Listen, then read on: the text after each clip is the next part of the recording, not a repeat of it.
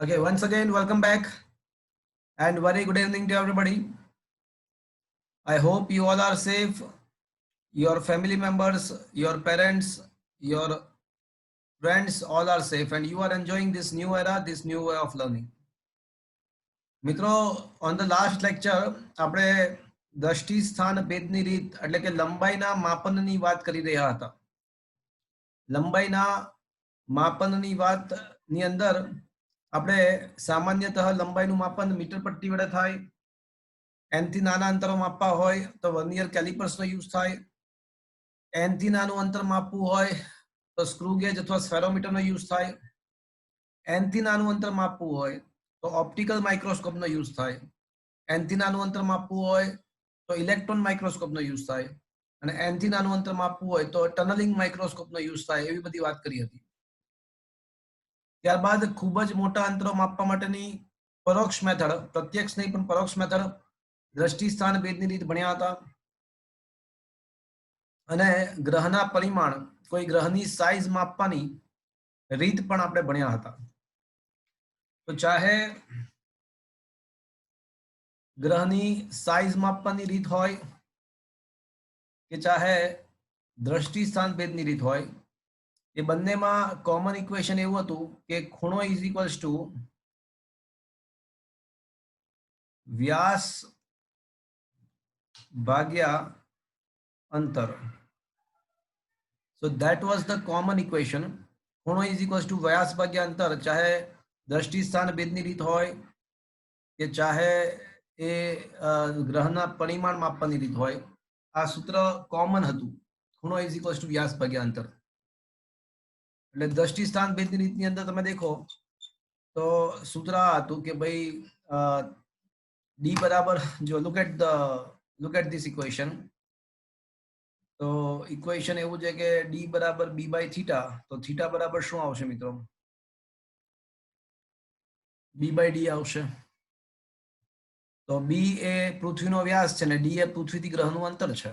તો ખૂણો is equals two વ્યાસ ભાગ્યા અંતર આવી ગયું. જો અને અથવા ગ્રહનો પરિમાણ માપો, અથવા ગ્રહનો પરિમાણ માપવાની વાત કરો તો એમાં વળી પાછું આલ્ફા ઇઝ ઇક્વલ્સ ટુ, જોઈ શકો, તમે જોઈ શકો છો alpha is equals to d by d, જ્યાં d એટલે વ્યાસ છે ને કેપિટલ d એટલે પૃથ્વીથી ગ્રહનું અંતર જ છે. એટલે ચાહે બંને થિયરીઓમાં છેલ્લે તો સૂત્ર એક જ મળે છે કે વ્યાસ ભાગ્યા અંતર. ખૂણો ઇઝ ઇક્વલ્સ ટુ વ્યાસ ભાગ્યા અંતર. તો આ દ્રષ્ટિ સ્થાન ભેદ પર આધારિત અમુક દાખલાઓ ગણીશું. તો મિત્રો, આ જે પણ કંઈ શીખ્યા એના પર થોડા દાખલાઓ આધારિત ગણી લઈએ, આપણે સમજી લઈએ.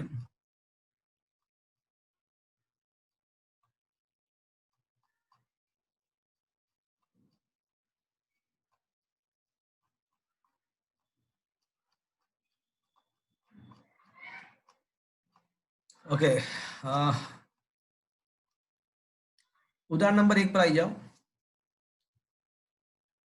નીચેના ખૂણાના મૂલ્યો રેડિયન માપક્રમમાં શોધો. 1 ડિગ્રી, 1 મિનિટ અને 1 સેકન્ડ. તો મિત્રો, ક્વેશ્ચન એવો છે કે આપણને ખૂણાઓ આપેલા છે, ડિગ્રી અને સેકન્ડ્સમાં આપેલા છે, પણ આપણે રેડિયનમાં લાવવાના છે. આપણે આ ખૂણાને રેડિયનમાં શોધવાના છે. Okay, let's solve. તો સૌથી પહેલી વાત કરીએ.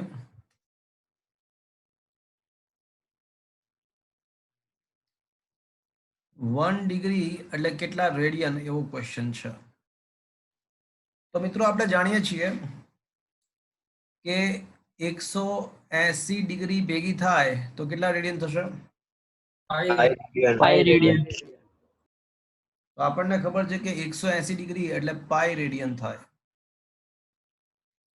180 ડિગ્રી પાઈ રેડિયન, તો 1 ડિગ્રી બરાબર કેટલા રેડિયન થાય?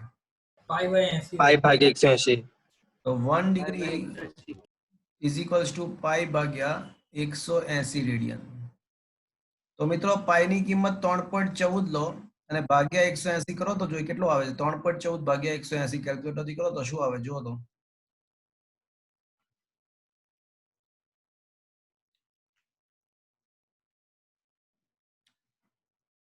0.01. 0 ના આખું બોલો. 0.01744. 0.0174. ઓકે, તો 0.0174 પછી શું છે? 44444. અચ્છા, એટલે 0.0175. તો કેન આઈ સે 1.75 10⁻² રેડિયન. પોઈન્ટ ને આગુ પાછો કર્યો એટલે 10⁻² રેડિયન થશે. ચલો, આ સંબંધ મિત્રો યાદ રાખવાનો છે. હવે ગમે ત્યારે ડિગ્રીને રેડિયનમાં ફેરવવાની જરૂર પડે, ડિગ્રીને રેડિયનમાં ફેરવવાની જરૂર પડે તો તમે આ સંબંધ વાપરી શકો. શું મિત્રો આ સમજમાં આવ્યો? હા સર. હવે ક્વેશ્ચન એવો છે કે હા બોલો, કઈ કેવું છે કોઈને? ઓકે, હવે એવું છે કે 1 મિનિટ બરાબર કેટલા radian? 1 minute is equals two how much radian? તો મિત્રો નિયમ એવો છે, રૂલ એવો છે, કદાચ તમે ના જાણતા હો તો,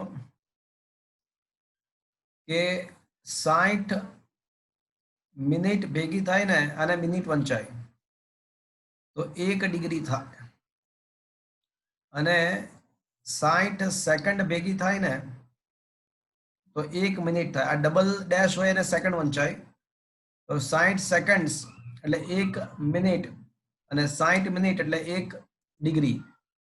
એટલે આ કલાક મિત્રો આ છે ને સમયના બદલે ખૂણા માટે પણ આવા મિનિટ અને સેકન્ડ એવું બોલાતું હોય છે. ખરેખર તો મિનિટ અને સેકન્ડના બદલે આર્ક મિનિટ અને આર્ક સેકન્ડ છે. એટલે 60 આર્ક સેકન્ડ બરાબર 1 આર્ક મિનિટ, અને 60 મિનિટ બરાબર 60 આર્ક મિનિટ બરાબર 1 ડિગ્રી, એવો નિયમ છે. ચલો આપણે એક કામ કરીએ, સૌથી પહેલા જે 1 સેકન્ડ છે ને એને ડિગ્રીમાં ફેરવીએ. 60 મિનિટ છે ડિગ્રીમાં, 60 મિનિટ ભેગી થાય તો કેટલા ડિગ્રી થશે? 1. મિનિટ બરાબર 1 ડિગ્રી. તો પછી 1 મિનિટ બરાબર કેટલા ડિગ્રી થાય મિત્રો? 1/60. તો 1/60 ડિગ્રી થશે. શું અહીંયા સુધી પહોંચ્યા? શું આ સમજ પડ્યો? હા સર. હા sir. Can I say it is equals to 1/60 into 1 degree? 100 meter બરાબર can I say 100 into 1 meter કહેવાય ને, લાઈક ધેટ. તો 1/60 ડિગ્રી એટલે 1/60 into 1 ડિગ્રી લખી શકાય.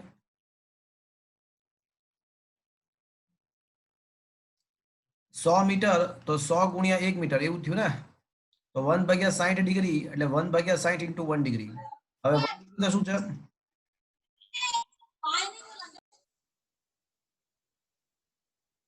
1 ડિગ્રી તો 1.75 10⁻² રેડિયન છે. 1 ડિગ્રી તો 1.75 10⁻² રેડિયન છે. તો ડિગ્રીની કિંમત જે છે 1 ડિગ્રી રેડિયનમાં આપણે જે અહીંયા મળી હતી એ મૂકી દીધી. ચલો હવે 1.75 ડિવાઇડ બાય 60 કરો તો શું આવે છે? 0.00029116.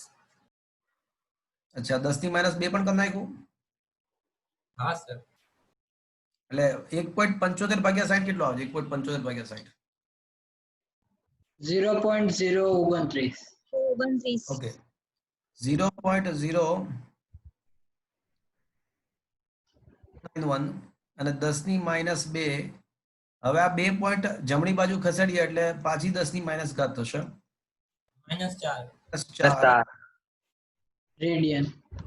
ચલો, એટલે 1 મિનિટ યાદ રાખીશું. હવે 1 મિનિટ એટલે 2.91 10⁻⁴ રેડિયન.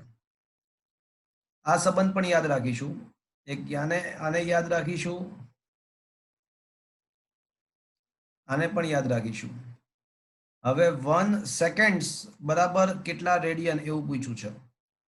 ચલો, 1 સેકન્ડ બરાબર કેટલા મિનિટ થાય? 60 મિનિટ. 60 સેકન્ડ બરાબર 1 મિનિટ.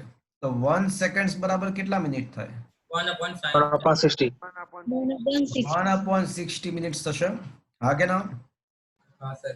પણ 1/60 મિનિટનો મતલબ 1/60 ગુણ્યા 1 મિનિટ ગુણ્યા 1 મિનિટ. પણ 1 મિનિટ તો કેટલું છે? 2.91 into 10⁻⁴. તો તો મિત્રો આ 2.91 ભાગ્યા 60 કરો. 0.0485. 485. 2.91 ભાગ્યા 60. 0.0485.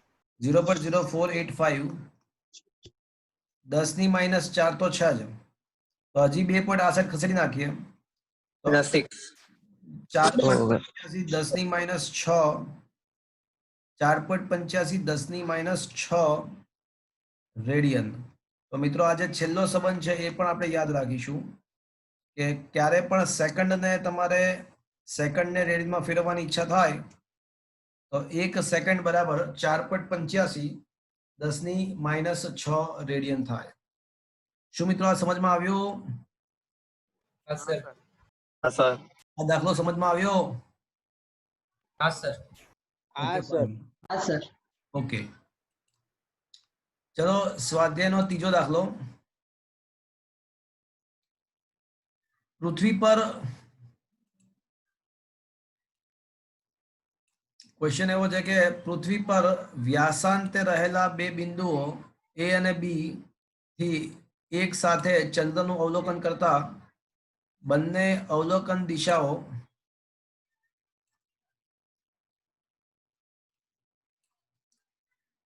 તો મિત્રો રકમમાં આવું આપ્યું છે કે વ્યાસાંતે રહેલા બે બિંદુઓ એ અને બી થી એક સાથે ચંદ્રનું અવલોકન કરતા બંને અવલોકન દિશાઓ ચંદ્ર પાસે 1 ડિગ્રી 54 કળા જેટલો ખૂણો આંતરે છે. જો પૃથ્વીનો વ્યાસ સમથિંગ હોય તો પૃથ્વી અને ચંદ્ર વચ્ચેનું અંતર. તો મિત્રો સ્પષ્ટ જ છે કે આ દ્રષ્ટિ સ્થાન ભેદની રીતનો દાખલો છે કારણ કે વ્યાસાંત બિંદુઓથી અવલોકનની વાત છે. તો યાદ કરો મિત્રો આપણે થીટા ઇઝ ઇક્વલ્સ ટુ યાદ છે ને વ્યાસ ભાગ્યા અંતર એવું આપણે હા કઈ by D B by D. અચ્છા Small. small d by capital D. હા ચાલશે. વ્યાસને આપણે બી કહી દઈએ. શું ફરક પડે છે? સિમ્બોલ ગમે તે રાખો, શું ફરક પડે છે? પણ અંશમાં વ્યાસ છે ને છેદમાં અંતર છે. ઓકે, તો અંતર શોધવો હોય તો શું કરવું પડશે? વ્યાસ ભાગ્યા થીટા. શું તમને વ્યાસ આપેલો છે? પૃથ્વીનો વ્યાસ? 1.276 હા છે, વ્યાસ તો છે 10⁷ મીટર. ખૂણો છે? હા ખૂણો છે, પણ એક પ્રોબ્લેમ છે. હા યાદ કરો, ખૂણો ઇઝ ઇક્વલ્સ ટુ ચાપ ભાગ્યા ત્રિજ્યા. આ ખરેખર હા, ખૂણો ઇઝ ઇક્વલ્સ ટુ ચાપ ભાગ્યા ત્રિજ્યા. તો ફરજિયાતપણે ખૂણો રેડિયનમાં હોય તો જ સાચું.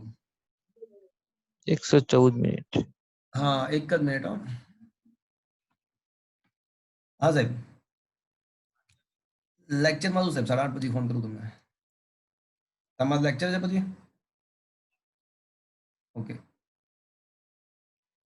ઓકે સારું.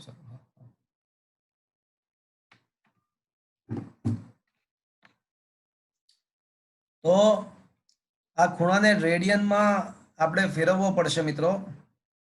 તો મિત્રો શું કરશું? કારણ કે રેડિયનમાં ના હોય ત્યાં સુધી તમે સૂત્ર વાપરી જ નહીં શકો ને ભાઈ. એક અંશ બરાબર 60 મિનિટ. એક કામ કરીએ, 1 ડિગ્રી બરાબર કેટલા મિનિટ થાય? 60 મિનિટ. 60 મિનિટ અને 54 મિનિટ. તો 60 મિનિટ પ્લસ 54 બીજી છે તો કેટલા મિનિટ થશે? 114 મિનિટ. 114 મિનિટ થશે. ચલો, થીટા બરાબર 114 મિનિટ. હવે હા, હવે 1 મિનિટનું આપણને ખબર છે, યાદ છે? 114 મિનિટનો મતલબ 114 ગુણ્યા 1 મિનિટ. અને મિનિટના કેટલા રેડિયન થાય આપણને ખબર છે, યાદ છે તમને? હમણાં સાબિત કર્યું હતું. 2.91 10⁻⁴. તો 114 ગુણ્યા 2.91 ગુણ્યા 10⁻⁴. તો આ રેડિયનમાં ફરી ગયું. અને મિત્રો હવે ખાલી કિંમત જ મૂકવાની છે. શું હવે કરાવવાની જરૂર લાગે છે મિત્રો? ના સર. Is that clear? કરાવું કે ચાલશે? ચાલશે સર. ગણતરી જાતે કરશો ને કિંમતો મૂકીને? હા સર. ઓકે, તો ક્વેશ્ચન આવડે તમને. ચલો ચોથો ક્વેશ્ચન. સૂર્યના કોણીય વ્યાસ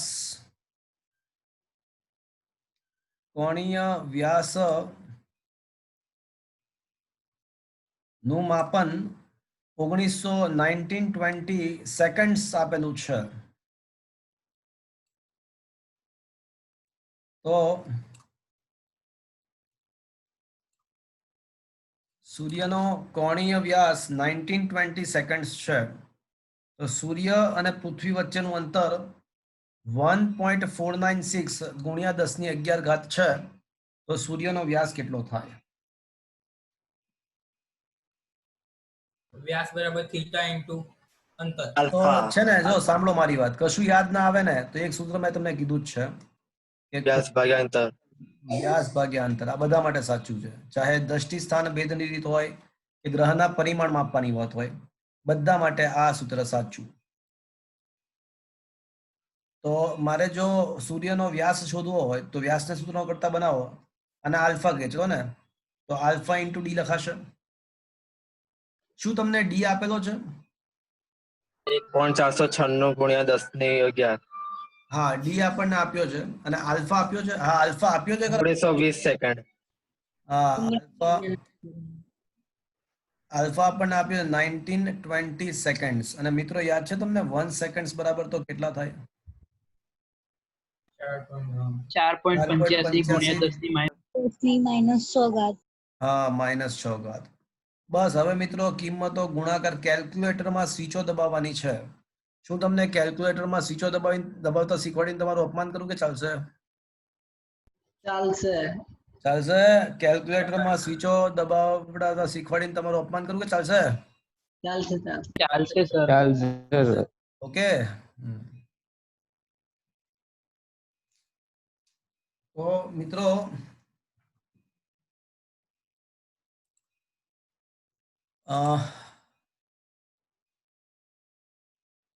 તમને આવડશે. ઓકે, ચલો હવે એક 24મો ક્વેશ્ચન જોઈ લઈએ આપણે. 24th ક્વેશ્ચન થઈ શકે એમ છે સ્વાધ્યાયનો.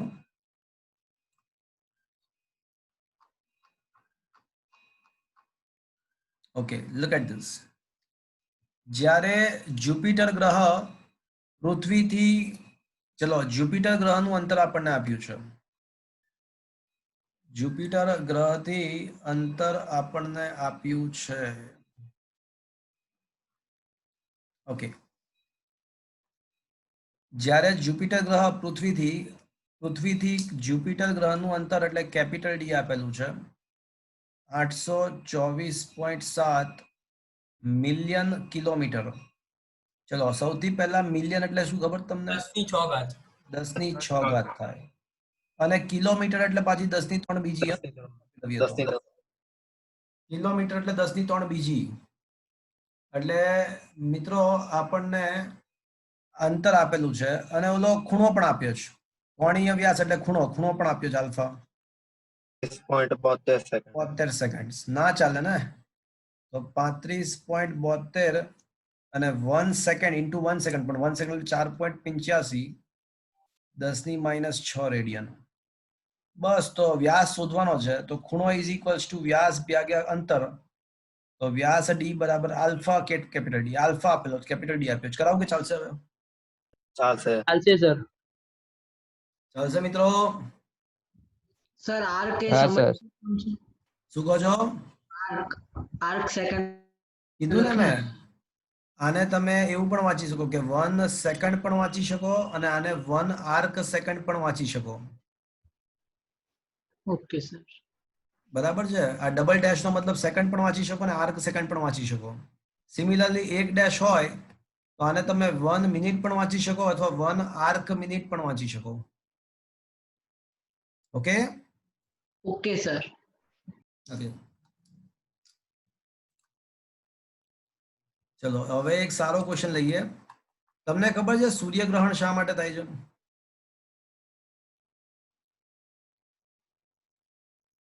સૂર્યગ્રહણ શા માટે થાય છે? કોઈ કહેશે મને? સૂર્યગ્રહણમાં શું થાય છે એ ખબર છે. કેમ થાય છે? શું થાય છે? બોલો, શું થાય છે? સૂર્ય, ચંદ્ર અને પૃથ્વી ત્રણ એક લાઈનમાં. એટલે એવું હોય, જો લુક એટ ધીસ ફિગર. આને ધ્યાનથી દેખો.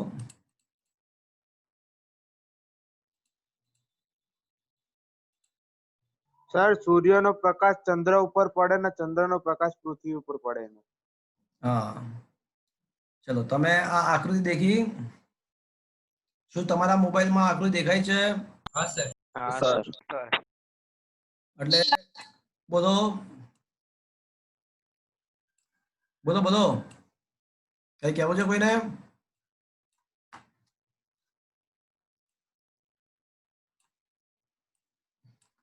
ઓકે, તો મિત્રો આમાં એવું હોય છે કે સૂર્યગ્રહણની અંદર તમે માની લો કે અહીંયા પૃથ્વી પર છો, રાઈટ? અહીંયા આગળ પૃથ્વી પર છો અને તમે આંખ વડે સૂર્યનું અવલોકન કરવા માંગો છો, પણ કમબખત ગદ્દારી એ છે કે સૂર્યને દેખતા પહેલા તમને કોણ વચ્ચે આવી જશે? વચ્ચે કોણ આવી જશે? ચંદ્ર. ચંદ્ર આવી જશે. એટલે એને કારણે શું થાય કે સૂર્યમાં તમને કાળા કાળા કલરનો મતલબ ગોળ રાઉન્ડ દેખાય. તો ધેટ ઇઝ એને જ આપણે શું કહીએ છીએ? સૂર્યગ્રહણ કરીએ. સાદી ભાષામાં સૂર્યગ્રહણમાં શું થાય કે પૃથ્વી અને સૂર્યની વચ્ચે ચંદ્ર આવી જાય. શબ્દમાં પૃથ્વી અને સૂર્યની વચ્ચે ચંદ્ર આવી જાય એટલે આપણને સૂર્ય ના દેખાય. સાદી ભાષામાં પૃથ્વી અને સૂર્ય વચ્ચે ચંદ્ર આવી જાય એટલે આપણને સૂર્ય ના દેખાય. ધેટ શીટ અને સૂર્ય ગ્રહણ કહેવાય. ચંદ્રગ્રહણ એટલે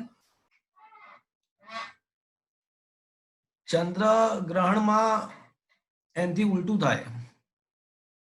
કે વચ્ચે આવે?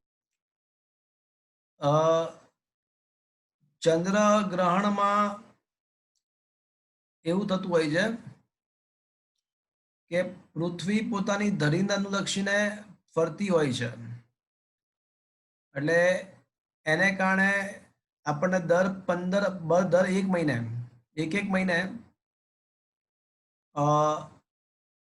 એવું હોય છે કે પૃથ્વીના પોતાની ધરીની આસપાસ ભ્રમણ કરતી હોય. જો 3 પ્રકારની વસ્તુ, મારી વાત ધ્યાનથી સાંભળજો, 3 પ્રકારની ગતિ છે. પૃથ્વી પોતાની ધરીને અનુલક્ષીને ભ્રમણ કરે છે, એના માટે 24 કલાકનો સમય લાગે છે. સૂર્યની આસપાસ પૃથ્વી ભ્રમણ કરે છે, એના માટે કેટલો ખબર તમને? કેટલો સમય લાગે છે? 1 વર્ષ. 1 વર્ષ, 365.25 દિવસ. અને પૃથ્વીની આસપાસ ચંદ્ર ભ્રમણ કરે છે. એના માટે લાગતો સમય લગભગ 29 ડેઝ છે. એટલે આ ચંદ્રના પૃથ્વીની આસપાસના ભ્રમણ દરમિયાન આ પ્રોબ્લેમ થાય. એટલે માની લો કે તમે અહીંયા છો, બરાબર? જો તમે અહીંયા હો તો તમને ચંદ્ર દેખાય? તમે પૃથ્વી પર આ સ્થળે હો તો તમને ચંદ્ર દેખાય? ના. ના દેખાય. ના સર. હા સર. અહીંયા ચંદ્ર છે અને તમે અહીંયા ઉભા હો, અહીંયા હો તો તમને ચંદ્ર દેખાય? ના દેખાય. અહીંયા હો તો દેખાય. ખબર પડી તમને? એટલે થોડા સમયમાં અહીંયા આવે તો પછી દેખાવાનું સ્ટાર્ટ થઈ જાય. ખબર પડી આખી વસ્તુ? એટલે ચંદ્રગ્રહણ થવાનું કારણ એ છે કે ચંદ્ર પૃથ્વીની આસપાસ ભ્રમણ કરે છે ને, એને કારણે આવું થાય છે. Is it clear? Is it understood? હા સર. Okay, yes sir. હા બોલો બોલો બોલો. ચલો મારી વાત ધ્યાનથી સાંભળો. સૌથી પહેલા અહીંયા ખૂણો થીટા જેવું ધારો. તો ખૂણો ઇઝ ઇક્વલ ટુ ચાપ ભાગ્યા ત્રિજ્યા વિચારો. તો પહેલા ચંદ્ર માટે વિચારો. તો ચંદ્ર માટે ખૂણો ઇઝ ઇક્વલ ટુ શું આવશે? આટલો ભાગ વિચારો, આટલો ભાગ. તો ચાપ તરીકે શું આવશે? સ્મોલ ડી ભાગ્યા ચંદ્રનો વ્યાસ. ચંદ્રનો વ્યાસ ભાગ્યા, ચંદ્રથી પૃથ્વીનું અંતર. હા, તો ચંદ્રથી પૃથ્વીનું અંતર જો ઉપર લખેલું જ છે, RME. RME. RME. હવે છે ને આ ચાપ વિચારો, એટલી મોટી ચાપ વિચારો. હવે આ વિચારો. તો ખૂણો તો એનો એ જ છે મિત્રો, ખૂણો તો એનો એ જ છે, પણ હવે શું આવશે? હવે ચાપ થઈ ગયા સૂર્યનો વ્યાસ. સૂર્યનો વ્યાસ અને ભાગ્યા RSE. RSE. પણ ખૂણો તો થીટા જ રહેશે. એટલે શું આ બંનેને સરખાવી શકીએ આપણે? કારણ કે બંનેની લેફ્ટ હેન્ડ સાઈડ તો થીટાનો થીટા જ રહેશે. ખૂણો તો બંને વખતે એનો એ જ છે. Is that clear friends? ચલો હજી એવું ખબર ના પડી તો હજી એક વાત કરીએ. એકવાર થીટા બરાબર ડી બાય આર એમઈ અને બીજી વાર થીટા બરાબર ડી સન અપોન આર એસી. હવે બંને સમીકરણની લેફ્ટ હેન્ડ સાઈડ તો થીટા જ છે, તો રાઈટ સાઈડ ને સરખાઈ દઈએ. તો ડી મૂન અપોન અંતર ઓફ ધ મૂન, આ પેલા જેવી જ વાત છે, વ્યાસ ભાગ્યા અંતર, વ્યાસ ભાગ્યા અંતર, ખૂણો એનો એ જ છે એટલે વ્યાસ ભાગ્યા અંતરને સરખાઈ દીધા. હવે આમાંથી 3 વસ્તુ તમને આપેલી હોય તો શું ચોથી વસ્તુ મળી જાય? હા સર. હા સર. હા સર. ત્યારે શું આ ખબર પડી? શું આ એક તમને ખ્યાલ આવ્યો કે 3 વસ્તુ આપેલી હોય ચોથી વસ્તુ મળી જાય? ખબર પડી? हाँ सर હા સર. હા સર. બસ તો ક્વેશ્ચન એ જ છે. જો લુક એટ ધ ક્વેશ્ચન. એક પ્રખ્યાત તથ્ય છે કે સૂર્ય ગ્રહણ વખતે ચંદ્રની ડિસ્ક સૂર્યની ડિસ્કને પૂરેપૂરી ઢાંકી દે છે. આ તથ્ય અને ઉદાહરણ નંબર 3 ને 4 ના સૂચનો, એટલે હમણાં આપણે ઉદાહરણ નંબર 3 ને 4 ગણ્યા, એમાં આ બધી ઇન્ફોર્મેશન આપેલી જ છે. જોઈ લઈએ એકવાર. ઉદાહરણ નંબર 3 ને 4 માં છે ને આ 3 વસ્તુ આપેલી જ છે. કઈ 3 વસ્તુ? પૃથ્વી ચંદ્રનું અંતર આપેલું છે, પૃથ્વી સૂર્યનું અંતર આપેલું છે. અહીંયા ચંદ્ર ભૂલથી લગાવ્યું છે, અહીંયા સૂર્ય આવશે. પૃથ્વી સૂર્યનું અંતર આપેલું છે અને સૂર્યનો વ્યાસ. ઉદાહરણ નંબર 3 અને 4 માં આ વસ્તુ આપેલી છે, હું તમને બતાવું.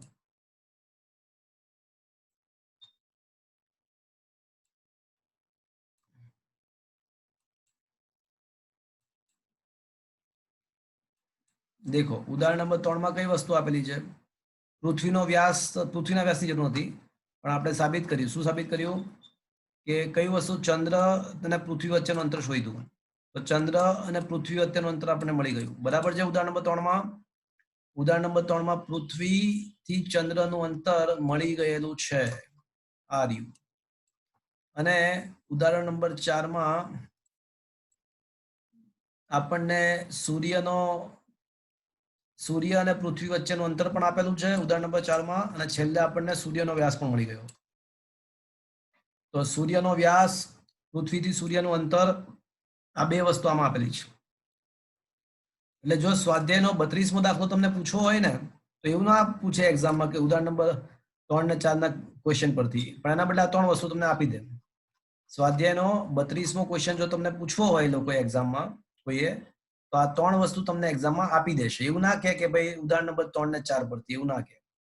ઇન શોર્ટ આ 3 વસ્તુ આપેલી છે અને ચોથી વસ્તુ શોધવાની છે. કરશો જાતે? तो ना आवे तो शोधवी पड़े ने. ના, આ દાખલો પૂછો તો આપી જ પડશે.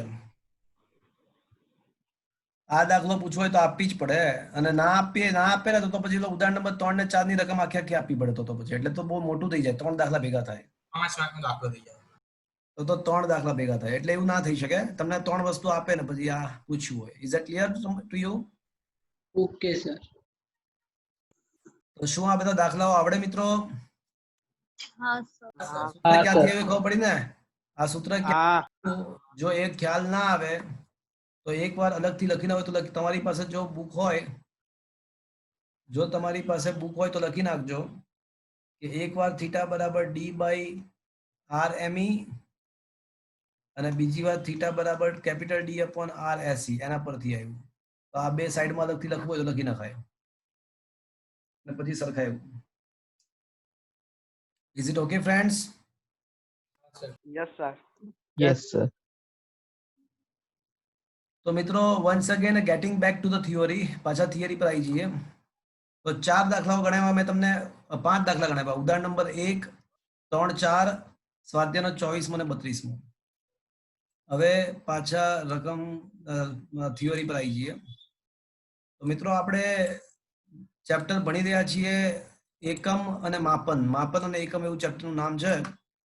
અત્યારે માપનની વાત ચાલી રહી છે. અલગ અલગ ભૌતિક રાશિ, 7 મૂળભૂત ભૌતિક રાશિઓ છે અને 7 માંથી તે 3 વધારે મુખ્ય છે. કઈ 3 વધારે મુખ્ય છે કોઈ કહેશે? લંબાઈ, દ્રવ્યમાન, દ્રવ્યમાન, સમય. હા, અને અત્યારે આપણે કયો ટોપિક ભણી રહ્યા છીએ? લંબાઈ. લંબાઈનું માપન ભણી રહ્યા છીએ. તો 15મો ક્વેશ્ચન એવો છે કે લંબાઈના માપનનો વિસ્તાર અને નાના અને મોટા એકમો જણાવો. તો ઇન્ફોર્મેટિવ ક્વેશ્ચન છે મિત્રો. વિશ્વમાં દેખાતા હોય તેવા પદાર્થોના પરિમાણ ઘણા જ મોટા વિસ્તારમાં ફેલાયેલ છે. આપણી જાણમાં જે નાનામાં નાનું જે પરિમાણ છે એ ન્યુક્લિયસનું 10⁻14 મીટર થી શરૂ કરી અને સમગ્ર અવલોકિત વિશ્વ 10⁻10⁻26 મીટર છે. અને અલગ અલગ એકમો આપ્યા છે લંબાઈના. ફર્મી એટલે 10⁻15 થાય. 1 ફેમ્ટોમીટર 10⁻15, એંગસ્ટ્રોમ એટલે 10⁻10 થાય. નેનોમીટર ખબર જ છે, 10 નેનો, માઇક્રો, મિલી, કિલોમીટર, મેગામીટર, એ તો બધું આપણને ખબર જ છે. પણ 3 નવા એકમો આવ્યા. જો અંતર માપવાના 3 નવા એકમો, એ 3 વિશે આપણે હવે ડિટેલમાં ચર્ચા કરીશું. એસ્ટ્રોનોમિકલ યુનિટ, પ્રકાશ વર્ષ અને પાર્સેક. આ 3 વિશે વધારે ડિટેલમાં ડિસ્કશન કરીશું. એસ્ટ્રોનોમિકલ યુનિટ, પ્રકાશ વર્ષ અને પાર્સેક, આ 3 પણ અંતરના જ એકમો છે. અને ક્વેશ્ચન નંબર 16 એ જ છે કે એસ્ટ્રોનોમિકલ યુનિટ, પ્રકાશ વર્ષ અને પાર્સેક સમજાવો. તો તમને કોઈ એવું પૂછે કે અંતરની રેન્જ આપણી જાણમાં, આખા આપણે સમગ્ર માનવજાત ને જે જાણીતું છે, તો એ રીતે વિચારતા આપણી જાણમાં જે નાનામાં નાનું અંતર છે, ન્યુક્લિયસની સાઇઝ 10⁻14 મીટર છે. અને આપણી જાણમાં હોય તેવું મોટામાં મોટું જે અંતર છે એ સમગ્ર બ્રહ્માંડની સાઇઝ, સમગ્ર બ્રહ્માંડની જે સાઇઝ આપી છે 10⁻26 મીટર છે. તો આ એક એસક્યુમાં પૂછાઈ શકે કે આપણી જાણમાં હોય તો એ લંબાઈનો વિસ્તાર જણાવો. તો કહી શકાય કે લંબાઈનો વિસ્તાર 10⁻14 મીટર થી 10⁻26 મીટર છે, એવું કહી શકાય. ચેપ્ટર 1 માં કંઈક અલગ આપેલું.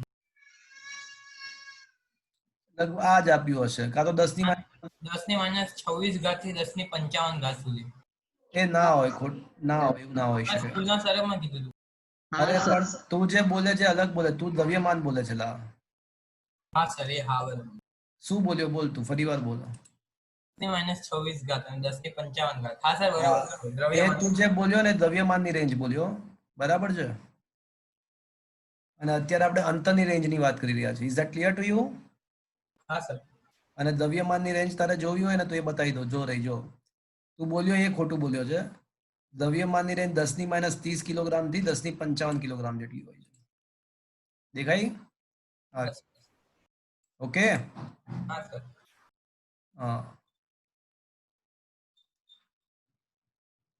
તો આ 15મા ક્વેશ્ચનમાંથી તમારે આ રેન્જ વાળો એક પોર્શન તૈયાર કરવાનો છે. આ એક જ એસક્યુ તૈયાર કરવાનો છે. બાકી ફેમ્ટોમીટર, ફર્મી એટલે ફેમ્ટોમીટર થાય 10⁻15. બાકી બધું તમને મોટા ભાગે ખબર છે. એંગસ્ટ્રોમ 10⁻10 થાય. નેનોમીટર, નેનો, માઇક્રો, મિલી, કિલો, મેગા ખબર છે. અને 3 નવા છે જેના વિશે વધારે માહિતી 16મા ક્વેશ્ચનમાં છે.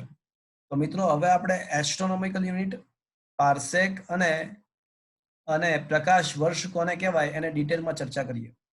આ ત્રણેય ક્વેશ્ચન એમસીક્યુ છે. પાર્સેક, એસ્ટ્રોનોમિકલ યુનિટ અને લાઇટ યર, પ્રકાશ વર્ષ, આ ત્રણેય ખૂબ જ મહત્વના એમસીક્યુ માટે કહી શકાય.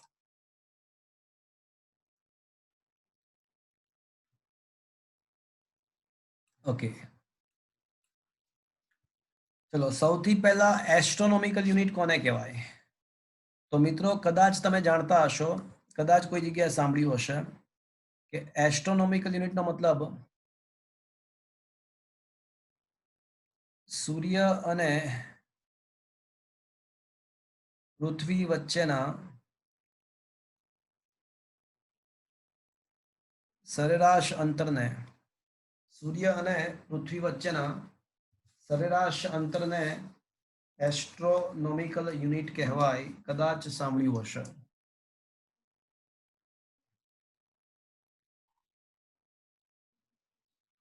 તો 1 AU કહે છે.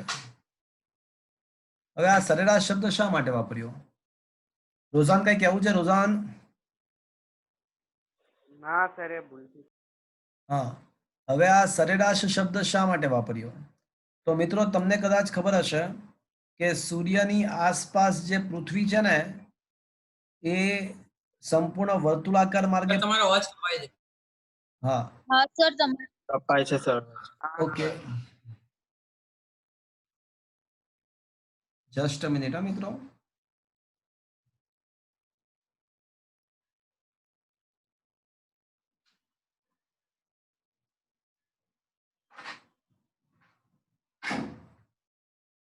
જો તો હવે બરાબર આવે છે?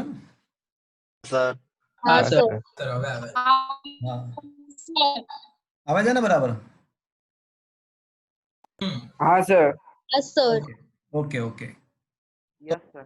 સૂર્યની આસપાસ પૃથ્વીનું જે ભ્રમણ હોય એ એકદમ વર્તુળાકાર માર્ગે ના હોય. આ રીતે લંબવૃત્તીય ઉપવલય આકારે હોય. એટલે ક્યારેક પૃથ્વી સૂર્યથી નજદીક હોય, ક્યારેક દૂર હોય. પૃથ્વી ક્યારેક નજદીક હોય, ક્યારેક દૂર હોય. એટલા માટે સૂર્ય અને પૃથ્વી વચ્ચેના સરેરાશ અંતર એવો શબ્દ વાપરવો પડ્યો. એને 1 એસ્ટ્રોનોમિકલ યુનિટ કહેવાય. એટલે ક્યારેક એ અંતર 1 AU કરતા વધે, ક્યારેક એ અંતર 1 એસ્ટ્રોનોમિકલ યુનિટ કરતા ઓછું પણ હોઈ શકે.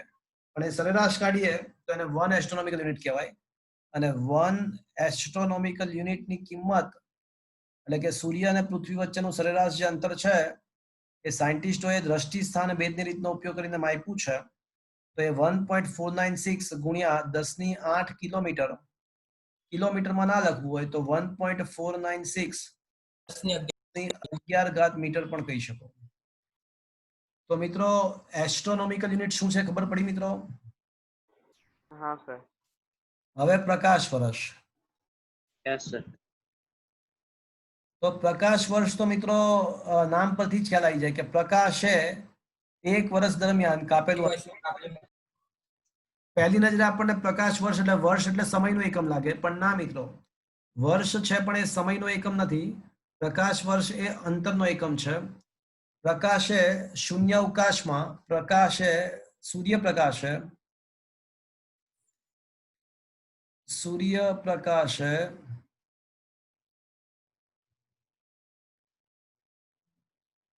શૂન્યાવકાશમાં 1 વર્ષ દરમિયાન કાપેલા અંતરને 1 લાઇટ યર કહે છે. તો સૂર્યપ્રકાશ એ શૂન્યાવકાશમાં 1 વર્ષમાં જે અંતર કાપ્યું હોય એને આપણે 1 લાઇટ યર કહેવાય. પણ મિત્રો તમને ખબર હશે કે ઝડપ = અંતર ભાગ્યા સમય. તો અંતર = શું લખી શકીએ મિત્રો? ઝડપ ગુણ્યા સમય. ઝડપ ગુણ્યા સમય. હવે ઝડપ તો પ્રકાશની ઝડપ તો આપણને ખબર છે. પ્રકાશની ઝડપને આપણે c કહીએ છીએ. ઝડપને c વડે, અને c ની કિંમત ખબર છે કેટલી હોય પ્રકાશની ઝડપ? 3.08 ગુણ્યા 3.0 એટલે 3 ગુણ્યા 10⁸ મીટર પર સેકન્ડ. અને સમય કેટલો લેવાનો મિત્રો? 1 વર્ષ. 1 યર એટલે કેટલા દિવસ થાય? 365. 365.25. 365.25 એટલા માટે લેવું પડે કારણ કે દર ચોથા વર્ષે 366 દિવસ થાય. Leap year. એટલે દર 4 વર્ષે 1 દિવસ વધ્યો તો સરેરાશ રીતે કેટલો થયો? દર 4 વર્ષે 1 દિવસ વધ્યો તો સરેરાશ રીતે કેટલો વધ્યો કહેવાય દર વર્ષે? 0.25. 0.25. ચલો આ દિવસને કલાકમાં ફેરવીએ તો ગુણ્યા 24 કલાક, અને કલાકને સેકન્ડમાં ફેરવીએ તો ગુણ્યા 3600. એટલે આખું મેં સેકન્ડમાં ફેરવ્યું. ખબર પડી મિત્રો? પહેલા યરને દિવસ, દિવસને કલાક અને કલાકને સેકન્ડમાં ફેરવ્યું. 365.25 ગુણ્યા 24 ગુણ્યા 3600. આનું સાદુરૂપ આપશો ને મિત્રો તો 3.16 ગુણ્યા 10⁷ સેકન્ડ આવશે. 1 યર બરાબર કેટલા સેકન્ડ? તો 3.16 ગુણ્યા 10⁷ થાય. ચલો હવે આ કિંમત અહીંયા મૂકી દો. તો 1 લાઇટ યર = ઝડપ ગુણ્યા સમય. ઝડપ 3 ગુણ્યા 10⁸, અને સમય આવશે 1. તો ખરેખર તો 3.155 આવે છે. તો 3.155 ગુણ્યા 10⁷. તો આનું સાદુરૂપ આપશો ને તમે તો 9.46 ગુણ્યા 10⁻15 મીટર આવશે. તો મિત્રો 1 લાઇટ યર કેટલા થાય ખબર પડી મિત્રો? 1 લાઇટ યર કેટલું થાય એ ખ્યાલ આવ્યો મિત્રો?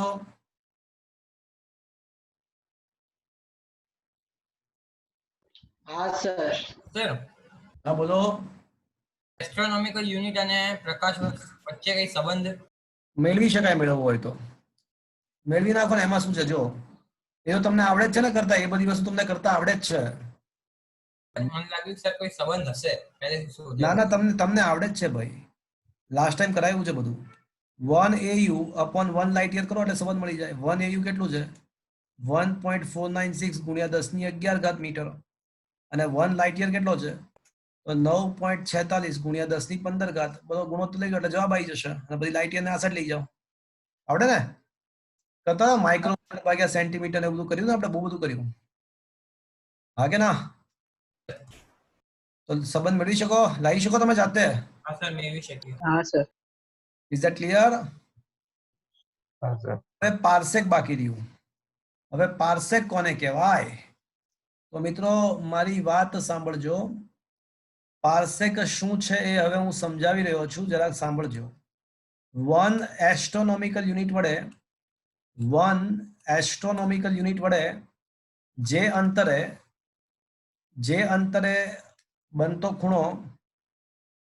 અંતરે બનતો ખૂણો 1 સેકન્ડ થતો હોય તેને 1 પાર્સેક કહેવાય ક્વેશ્ચન એ કે શું કહેવા શું માંગે છે તો હું તમને કહું માની લો કે આ 1 એસ્ટ્રોનોમિકલ યુનિટ અંતર છે આટલું જે અંતર છે આ A થી B નું એ 1 AU જેટલું અંતર છે તો મિત્રો તમે જો આ નજદીક ખૂણો બનાવો અહીંયા આગળ નજદીક ખૂણો બનાવો તો ખૂણો મોટો હશે પણ જેમ તમે દૂર જાઓ તેમ તેમાં ખૂણો નાનો બનતો જાય જેમ તમે દૂર જાઓ તેમ ખૂણો વધારે નાનો બનતો જાય તો એટલા અંતરે તમારે જવાનું એટલા દૂર જવાનું કે ખૂણો ઘટીને આ ખૂણો ઘટીને 1 સેકન્ડ થઈ જાય તો જે અંતરે આ ખૂણો 1 સેકન્ડ થઈ જાય એ અંતરને જ 1 પાર્સેક કહેવાય તો મિત્રો પાર્સેકની વ્યાખ્યા સમજ્યા એકવાર ફરીથી 1 એસ્ટ્રોનોમિકલ યુનિટ વડે જે અંતરે બનતો ખૂણો 1 સેકન્ડ થતો હોય તે અંતરને એટલે આ જે અંતર મળ્યું જે અંતરે એને 1 પાર્સેક 1 પીસી કહે છે પાર્સેક માટે પીસી સિમ્બોલ છે આ જે અંતરે 1 સેકન્ડ જેટલો ખૂણો અંતરાય એ અંતરને પાર્સેક કહેવાય ચલો તો is that clear to you friends હા સર હા સર ચલો હવે અહીંયા પરિકર રાખો તો અહીંયા પરિકર મૂકો તો ખૂણો ઇઝ ઇક્વલ્સ ટુ ચાપ ભાગ્યા ત્રિજ્યા તો ખૂણો ઇઝ ઇક્વલ્સ ટુ ચાપ ભાગ્યા ત્રિજ્યા ચલો ચાપ તરીકે શું આવશે અહીંયા આગળ O પાસે પરિકર રાખો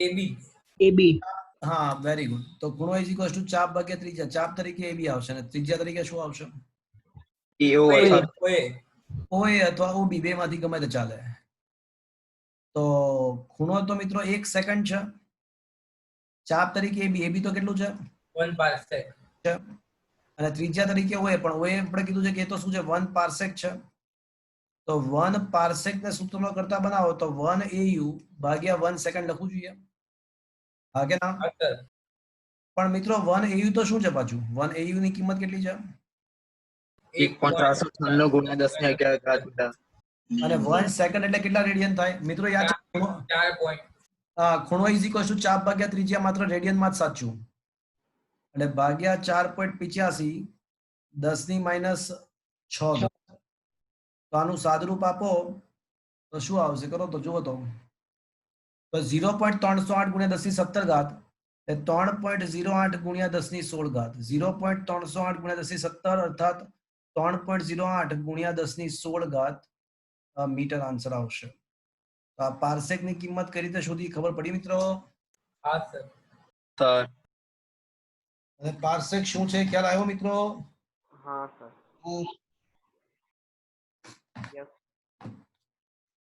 ઓકે તો મિત્રો અંતરના માપનની વાત અહીંયા આગળ ક્લિયર થાય છે ફિનિશ થાય છે અંતરના માપનની વાત અહીંયા આગળ પૂરી થાય છે હવે આપણે મેં તમને વાત કરી કે 3 વધારે મુખ્ય ભૌતિક રાશિ છે કઈ 3 મુખ્ય ભૌતિક રાશિ છે લંબાઈ દ્રવ્યમાન સમય દળ લંબાઈ અને સમય તો અંતરની વાત પતી ગઈ હવે આપણે દ્રવ્યમાનની વાત કરીએ તો સૌથી પહેલા તો દ્રવ્યમાન કોને કહેવાય એ પહેલા સમજીએ તો મિત્રો દ્રવ્યમાન એ પદાર્થનો આંતરિક ગુણધર્મ છે એ પદાર્થના દ્રવ્યના જથ્થા સાથે સંકળાયેલ છે પદાર્થનો મૂળભૂત ગુણધર્મ છે જે કોઈ બાહ્ય પરિબળ જેવા કે તાપમાન દબાણ પદાર્થ કયા સ્થાને છે એના ઉપર આધારિત નથી ઘણા છોકરાઓને દળ અને વજન એક સરખું જ લાગતું હોય છે પણ મિત્રો યાદ રાખજો દળ અલગ છે અને વજન અલગ છે દળ અલગ છે અને વજન અલગ છે દળ અને વજન બંને અલગ છે. દ્રવ્યમાન એટલે એમ, અને પદાર્થ પર ગુરુત્વાકર્ષણને કારણે જે બળ લાગે એને વજન બળ કહેવાય અથવા વજન કહેવાય. દળ એ પદાર્થનો આંતરિક ગુણધર્મ છે જે બાહ્ય પરિબળ, તાપમાન, દબાણ કે અવસ્થા કે એ કયા સ્થાને છે એના પર આધારિત નથી. પણ વજન તો ગુરુત્વાકર્ષી બળ છે ભાઈ. પદાર્થ પર લાગતું ગુરુત્વાકર્ષી બળ, પૃથ્વીના ગુરુત્વાકર્ષણ, કોઈ પણ ગુરુત્વાકર્ષણને કારણે જે બળ લાગે એને વજન બળ કહેવાય, વજન કહેવાય. દ્રવ્યમાનનો એકમ કિલોગ્રામ છે, વજનનો એકમ ન્યૂટન, કારણ કે બળ છે. વજન ગુરુત્વ પ્રવેગ પર આધારિત છે મિત્રો. અને પૃથ્વી સપાટી પર તો ગુરુત્વ પ્રવેગ 9.8 છે, પણ પદાર્થને ચંદ્ર પર લઈ જઈએ કે મંગળ પર લઈ જઈએ કે અલગ અલગ સ્થળે લઈ જઈએ તો અલગ અલગ સ્થાને ગુરુત્વ પ્રવેગનું મૂલ્ય અલગ અલગ હોય છે. તો મતલબ એવો થયો કે પદાર્થનું દ્રવ્યમાન ક્યારેય ના બદલાય. દ્રવ્યમાન તો આંતરિક ગુણધર્મ છે, પણ વજન તો બદલાશે, કારણ કે વજન ગુરુત્વ પ્રવેગ પર આધાર રાખે છે. તો મિત્રો દળ અને વજન વચ્ચેનો ભેદ સમજ્યા મિત્રો? હા સર. હા સર. હા સર. હા સર. હા બોલો બોલો, કોઈ પૂછશે? કેવું છે કઈ? બોલો, કોઈને કઈ કેવું છે? હા સર. તો પહેલા તો મેં તમને દ્રવ્યમાન અને વજન વચ્ચેનો ભેદ સમજાવ્યો. મિત્રો આ કોઈ પણ દળ છે, લંબાઈ છે, સમય છે, એ બધાના જે માપન ને જે કંટ્રોલ કરે છે ઇન્ટરનેશનલ. તમારે કેમેસ્ટ્રીમાં આયુપીએસસી આવ્યું? હા સર. આવ્યું નથી પણ ખબર છે. હા, તો એમાં શું હોય છે કે કોઈ ઇન્ટરનેશનલ લેવલે કોઈ સંગઠન હોય કે જે આ બધું કંટ્રોલ કરતું હોય. તો આ દ્રવ્યમાન, સમય અને લંબાઈના માપનનું કંટ્રોલ ઇન્ટરનેશનલ લેવલે કઈ સંસ્થા કરે છે? તો કે ભાઈ આંતરરાષ્ટ્રીય તોલમાપ સંસ્થા, international bureau of weight and measure. International bureau of weight and measure આ બધી વસ્તુને કંટ્રોલ કરે છે. અને એમાં એ લોકો જ નક્કી કરે કે ભાઈ 1 કિલોગ્રામ કેટલું લેવું, અને દુનિયાના જુદા જુદા પ્રયોગ. અને આપણા એ લોકો એટલે શું કરે કે એ international bureau of weights and measure છે ને, એ આખા ઇન્ટરનેશનલ લેવલે બોડી એક ઇન્ટરનેશનલ હોય, અને એના એ બોડી છે ને, એટલે ઇન્ટરનેશનલ સંસ્થા છે ને, જે એ અલગ અલગ કન્ટ્રીઝ ને અલગ અલગ કન્ટ્રી સાથે સંકલન સાધી અને બધું આખા વર્લ્ડમાં એકમોને કંટ્રોલ કરતા હોય છે. ઇન્ડિયામાં દિલ્હીમાં આવેલી નેશનલ ફિઝિકલ લેબોરેટરી, તો રાષ્ટ્રીય ભૌતિક વિજ્ઞાન પ્રયોગશાળા દિલ્હીમાં આવેલી છે. તો તમે ત્યાં જાઓ ને એ લેબોરેટરીની અંદર, તો એની અંદર બધું તમને 1 કિલોગ્રામનું માપન, પછી સેકન્ડનું માપન કઈ રીતે થાય, લંબાઈના માપન માટેના સાધનો ત્યાં આગળ બધા હોય. એટલે એ બધું ત્યાંથી બધું કંટ્રોલ થતું હોય છે. તમને ખબર છે વ્યવહારમાં દ્રવ્યમાન માપવા માટે વજનિયાનો યુઝ થાય છે? 1 કિલોગ્રામ, 500 ગ્રામ, 250 ગ્રામ. હા સર. હા સર. વજનિયા દેખ્યા છે કે નહીં તમે કોઈ દિવસ? જોયા હા છે. સર, જોયા જોઈ ને. તો એ બધા 1 કિલોગ્રામ ને 250 ગ્રામ ને એ બધું આવે છે ક્યાંથી? એ નક્કી કોણ કરે કે આટલું 1 કિલો લેવાનું એમ? તો ભાઈ એ બધું કોણ નક્કી કરે? આમ તો એ international bureau of weight and measure international લેવલે નક્કી કરે, પણ ઇન્ડિયામાં કોણ નક્કી કરશે? NPL. હા, તો એ એનપીએલ કે આ જે દિલ્હીમાં જે પ્રયોગશાળા છે ત્યાંથી આ બધું આવે. સમજ પડી આખી વસ્તુ? હા સર.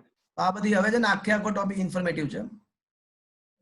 દ્રવ્યમાનનો એકમ આમ તો કિલોગ્રામ છે, પણ ન્યુક્લિયર ભૌતિક વિજ્ઞાન, અણુ પરમાણુઓના દ્રવ્યમાન માપવા માટે કિલોગ્રામ તો બહુ મોટો થઈ જાય. તો ન્યુક્લિયર ભૌતિક વિજ્ઞાનની અંદર કિલોગ્રામ તો બહુ મોટો એકમ થઈ જાય મિત્રો. એટલે કિલોગ્રામના બદલે ન્યુક્લિયર ભૌતિક વિજ્ઞાનની અંદર એટમિક માસ યુનિટ અથવા યુનિફાઈડ માસ યુનિટ, કદાચ તમારે કેમેસ્ટ્રીમાં કઈ આવ્યું છે એટમિક માસ યુનિટ? હા સર. હા સર. તો ખૂબ જ અગત્યનો એસક્યુ વ્યાખ્યાઓ ખૂબ જ અગત્યની. તો 1 યુનિફાઈડ માસ યુનિટ, એટમિક માસ યુનિટ કોને કહેવાય? તો કદાચ તમે સાંભળ્યું હશે કે કાર્બનના પરમાણુના દ્રવ્યમાનના 12મા ભાગને 1 એટમિક માસ યુનિટ કહેવાય, એવું કદાચ સાંભળ્યું હશે. હા કે ના? હા હા સર. સર. સાંભળ્યું. હા સર. કેમેસ્ટ્રીમાં વ્યાખ્યા આવે છે? હા સર. હા સર. Okay fine. તો મિત્રો કાર્બન પરમાણુના દ્રવ્યમાનના 12મા ભાગને 1 એટમિક માસ યુનિટ કહેવાય. એની કિંમત પણ કદાચ આવતી હશે કે 1 U 1 એટમિક માસ યુનિટ બરાબર શું થાય? તો 1 U ની કિંમત 1.6766 10⁻27 કિલોગ્રામ થાય. તો મિત્રો ઘણીવાર ઉલટું પણ પૂછાય છે. ચલો 1 U ની કિંમત કેટલી આવી? તો કે ભાઈ 1.66 10⁻27 કિલોગ્રામ, એને ગ્રામમાં ફેરવીએ તો 1.66 10⁻24 ગ્રામ, કિલોગ્રામ એટલે 10⁻3 ગ્રામ. તો 1 U બરાબર 1.66 10⁻24 ગ્રામ. તો ઘણીવાર એવું પૂછાય કે 1 ગ્રામ બરાબર કેટલા U? તો 1 ગ્રામ બરાબર 1/1.66 into 10⁻24. તો હવે સાદુરૂપ આપશો ને તો એકદમ મસ્ત આન્સર આવે છે, યાદ રહી જાય એવો આન્સર આવે છે. એવોગેડ્રો નંબર ખ્યાલ છે મિત્રો? હા સર. સર એના જેવો આન્સર આવે છે. -3. હા, તો 1 ગ્રામ બરાબર કેટલા યુ થાય? તો એવોગેડ્રો નંબર જેટલા યુ થાય. 6.02 × 10⁻23 યુ થાય. ઉલટું પણ પૂછાય ઘણી વાર. મિત્રો ખૂબ જ સામાન્ય રીતે આપણને ખબર છે કે સામાન્ય રીતે દ્રવ્યમાનનું માપન કરવા માટે સાદી તુલા એટલે કે ત્રાજવા વડે થાય. પણ ખૂબ જ મોટા દ્રવ્યમાન માપવા હોય, જેમ કે ગ્રહોના, તારાઓના દ્રવ્યમાન માપવા હોય, તો એના માટે ન્યૂટનના ગુરુત્વાકર્ષણના નિયમ પરથી માપી શકાય છે. કઈ રીતે? એ 8મો ચેપ્ટરનું નામ જ ગુરુત્વાકર્ષણ છે. સાર્વત્રિક નિયમ. હા, ગુરુત્વાકર્ષણનો સાર્વત્રિક નિયમ વડે આપણે મોટા મોટા દ્રવ્યમાન માપી શકીએ. કેવી રીતે માપી શકીએ? તો એ આપણે 8મા ચેપ્ટરમાં, ગુરુત્વાકર્ષણ નામનું ચેપ્ટરનું નામ જ ગુરુત્વાકર્ષણ છે, તો એમાં આપણે ભણીશું કે કઈ રીતે માપી શકાય. તો તમને અત્યારે એસક્યુ તરીકે યાદ રાખો કે ભાઈ ખૂબ જ મોટા દ્રવ્યમાન માપવા માટે કોનો ઉપયોગ થાય છે? તો ન્યૂટનના ગુરુત્વાકર્ષણના નિયમોનો યુઝ થાય છે. પણ ખૂબ જ નાના દ્રવ્યમાન, જેમ કે અણુનું દ્રવ્યમાન, પરમાણુઓનું દ્રવ્યમાન, તો એ કઈ ત્રાજવા વડે ના મપાય. તો ખૂબ જ નાના દ્રવ્યમાન માપન માસ સ્પેક્ટ્રોમીટર વડે, એમાં માસ સ્પેક્ટ્રોગ્રાફીની રીતથી યુઝ થાય છે. અને અત્યારે એ માસ સ્પેક્ટ્રોગ્રાફીની રીત વડે કઈ રીતે દ્રવ્યમાનનું માપન થાય એ ચિંતા અત્યારે ના કરો. એ ભવિષ્યમાં તમને માસ સ્પેક્ટ્રોમીટર આવશે ત્યારે તમને ખ્યાલ આવશે. અત્યારે એટલું યાદ રાખો કે ખૂબ જ નાના દ્રવ્યમાન માપવા માટે કઈ મેથડનો યુઝ થાય? તો માસ સ્પેક્ટ્રોગ્રાફીની મેથડનો યુઝ અને માસ સ્પેક્ટ્રોમીટર નામના સાધનનો યુઝ થાય. અને એ સાધનમાં એટલું યાદ રાખજો કે એ સાધનમાં ગતિ કરતા કણની ત્રિજ્યા તેના દ્રવ્યમાનના સમપ્રમાણમાં હોય છે.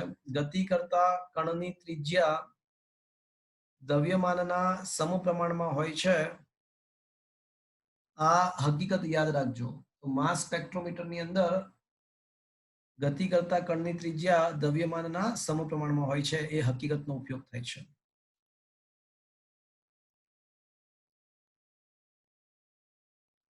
તો મિત્રો સામાન્ય રીતે દ્રવ્યમાન કહેવાના વડે ત્રણ એમસીક્યુ થયા. ચલો મને આન્સર આપો. સામાન્ય રીતે દ્રવ્યમાનનું માપન શેના વડે થાય સામાન્ય સંજોગોમાં? સામાન્ય તુલા. ભૌતિક તુલા. સાદી તુલા. પછી ખૂબ જ મોટા દ્રવ્યમાન માટે ગુરુત્વાકર્ષણ ગુરુત્વાકર્ષણ. અને સાવ નાના અણુ પરમાણુ દ્રવ્યમાન માટે માસ સ્પેક્ટ્રોગ્રાફ. આ બધું એઝ એ એસક્યુ યાદ રાખવાનું. સર આજે કોઠો છે યાદ રાખવાનું? ના, કોઠામાં માત્ર પહેલી ને છેલ્લી કિંમત યાદ રાખવાની. ટેબલમાં માત્ર પહેલી અને છેલ્લી કિંમતો યાદ રાખવાની. Okay, is that clear?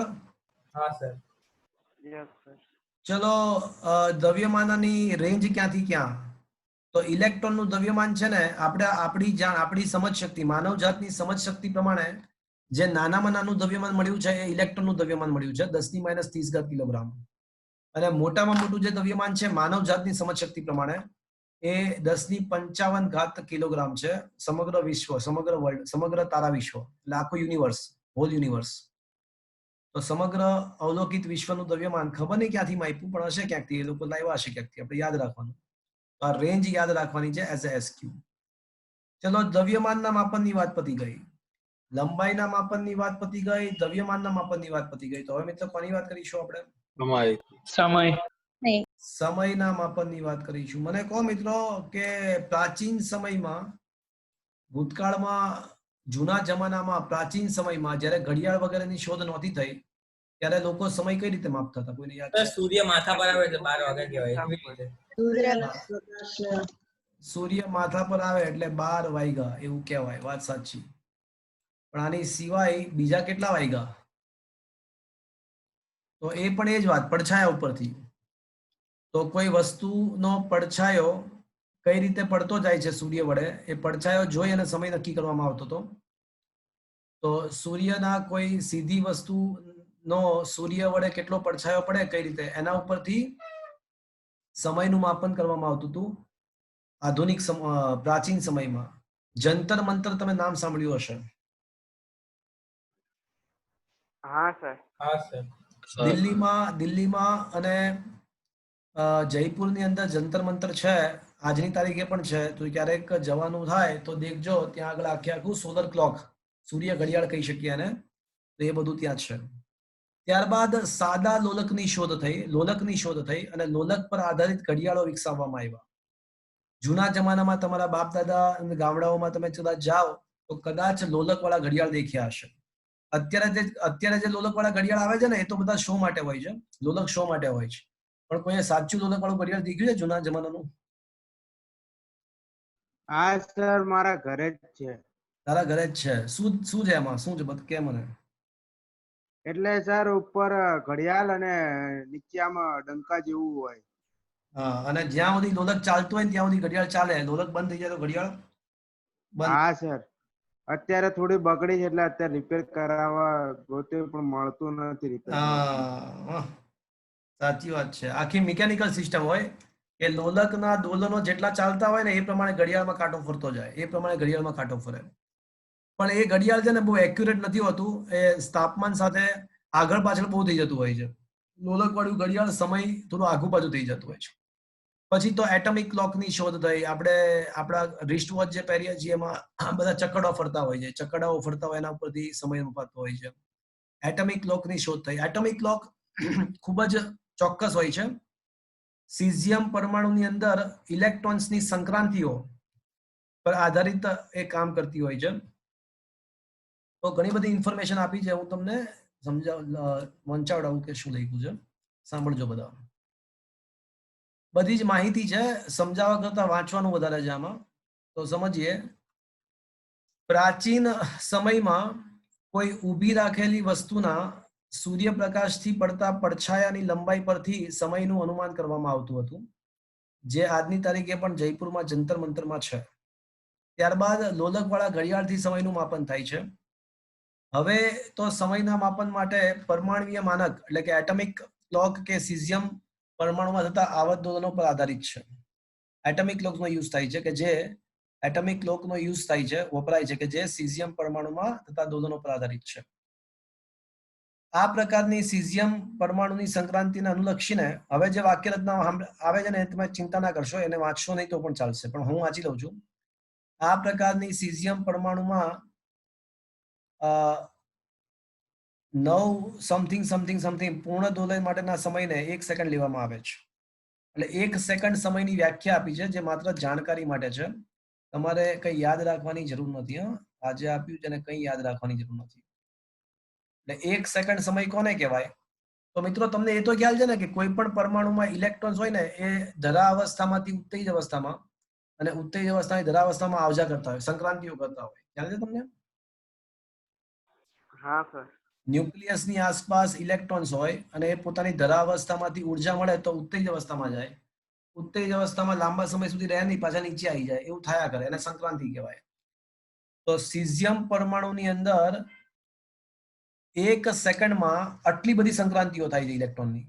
1 સેકન્ડમાં આટલી બધી સંક્રાંતિઓ થાય છે. આથી ઉલટું કે આટલી બધી સંક્રાંતિઓ થવા માટે જે સમય લાગે એને જ 1 સેકન્ડ કહેવાય. પણ તમારે કઈ યાદ રાખવાની જરૂર નથી. સીઝિયમ એટોમિક ક્લોક, એના પછીનો પેરેગ્રાફ. સીઝિયમ એટોમિક ક્લોક ખૂબ જ ચોકસાઈ ધરાવે છે અને સરળતાથી હેરફેર પોર્ટેબલ પણ છે, સરળતાથી હેરફેર કરી શકાય છે. કોઈ પણ કન્ટ્રી, માત્ર ઇન્ડિયા નહીં, કોઈ પણ કન્ટ્રી એની જે પોતાની ફિઝિક્સની જે લેબોરેટરી હોય એમાં એ લોકો 4 એટોમિક ક્લોક મૂકે. આપણા મોબાઈલમાં આપણે ઇન્ટરનેટ ચાલુ કરીએ અથવા આપણા મોબાઈલના ટાવર પકડાય એટલે ખબર છે ઇન્ડિયન સ્ટાન્ડર્ડ ટાઈમ દેખાય છે આપણને. હવે તમને ક્વેશ્ચન એવો થાય કે સાહેબ આ ઇન્ડિયન સ્ટાન્ડર્ડ ટાઈમ નક્કી કોણ કરે છે? કોઈક તો નક્કી કરતું હશે ને, ક્યાંકથી તો આ નક્કી થયો હશે ને. તો ક્વેશ્ચન એવો થાય કે આઈએસટી નક્કી કોણ કરે છે? કારણ કે કોઈકે તો આ નક્કી કર્યો હશે. તો તમને ખબર છે, હવે તમને ખબર છે કે આઈએસટી કોણ નક્કી કરે છે. તો દિલ્હીમાં રહેલી નેશનલ ફિઝિકલ લેબોરેટરીની અંદર 4 સીઝિયમ ક્લોક હોય, 4.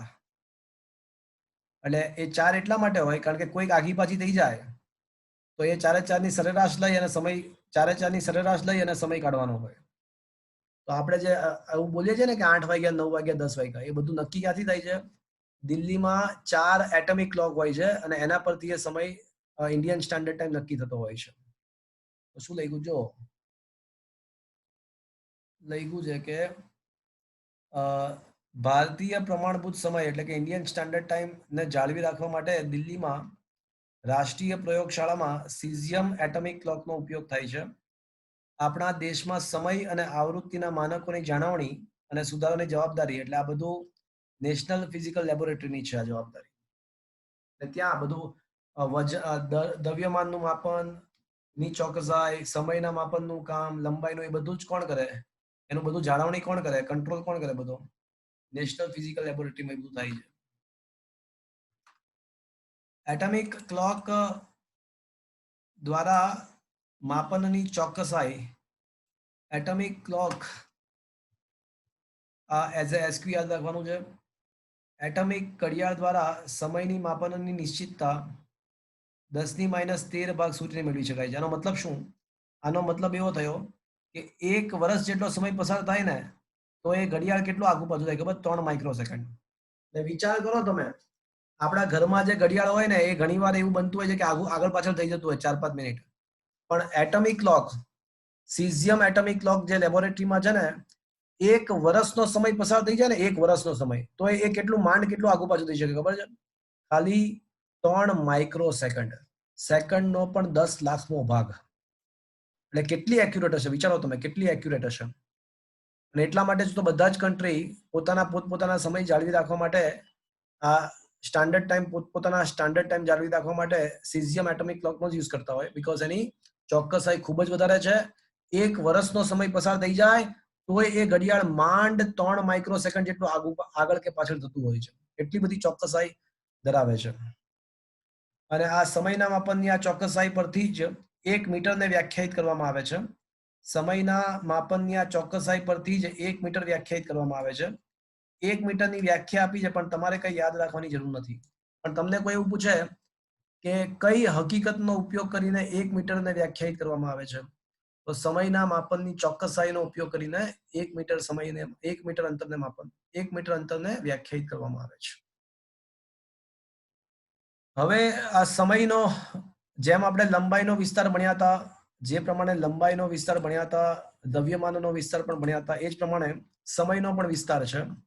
તો પહેલું છેલ્લું યાદ રાખવાનું, અસ્થાયી કણના જીવનકાળ, અસ્થાયી કણનો જીવનકાળ 10⁻24 સેકન્ડ અને આપણા વિશ્વનું આયુષ્ય 10⁻17 સેકન્ડ છે. તો સમયના માપનનો વિસ્તાર ક્યાંથી ક્યાં મિત્રો? 10⁻24 સેકન્ડ થી શરૂ કરી અને 10⁻17 સેકન્ડ સુધીનો છે. આ સમયના માપનનો વિસ્તાર થયો. જો તો મિત્રો તમે 22મો, 23મો અને 24મો ક્વેશ્ચન એના એ જ છે. 22માં લંબાઈના માપનના વિસ્તાર છે, 23માં દ્રવ્યમાનના માપનના વિસ્તારની વાત છે, સોરી સમયના માપનની વિસ્તાર છે, અને 24માં દ્રવ્યમાનના માપનના વિસ્તારની વાત છે. તો 22, 23 અને 24 જો જાતે આપી શકાય, જુઓ તો એકવાર. હા સર. હા સર. તમારી પાસે નોટ્સ હોય તો 22, 23 અને 24 જરા જોઈ લો તો જરા આપી શકાય જાતે. આ થઈ શકે સર. એટલે ખાલી નાના મોટાનો ગુણોત્તર આપ્યો છે. હા બરાબર, એક્ઝેક્ટલી એ જ છે. એસક્યુ કે એમસીક્યુ માં પૂછાઈ શકે, એસક્યુ અથવા એમસીક્યુ માં પૂછાઈ શકે.